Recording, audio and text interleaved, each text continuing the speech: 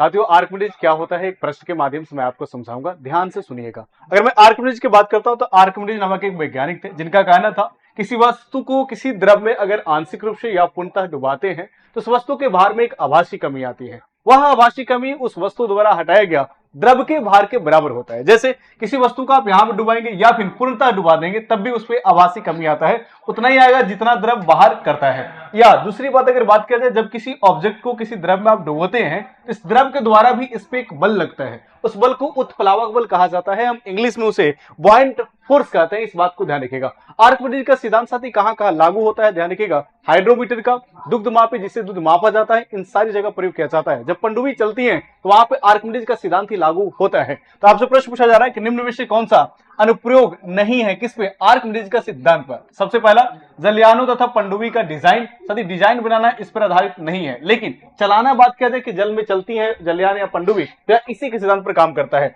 दूध के नमूने को शुद्धता मापने के लिए दूध मापी, ये भी सही है। द्रव का घनत्व मापने के लिए साथ ही हाइड्रोमीटर, ये भी सही है। दाब मापने के लिए बैरोमीटर, ये भी सही है। यानी कि बोलेंगे इस प्रश्न का बिल्कुल सही जवाब जो अनुप्रयोग नहीं है क्या हो जाएगा, तो ए नंबर, केवल ए हो जाएगा। इसी के आधार पर एक प्रश्न आपसे पूछा जाएगा इस तरीका से, तो जरा कमेंट बॉक्स में कमेंट करके जरूर बताइएगा। बहुत बहुत धन्यवाद। शिक्षक भर्ती परीक्षा के अंदर में पूरे भारत में सर्वाधिक रिजल्ट देने का गौरव है हमारे पास। जुड़िए हमारे नए बैचेस 1 to 5, 6 to 8, 9, 10 और 11, 12 में और शुरू कीजिए अपने शिक्षक भर्ती की तैयारी। 65% डिस्काउंट चल रहा है, सिर्फ 999 रुपए में नया बैच शुरू हो चुका है। डाउनलोड कीजिए द ऑफिसर एकेडमी का ऐप और जुड़िए हमारे साथ। धन्यवाद।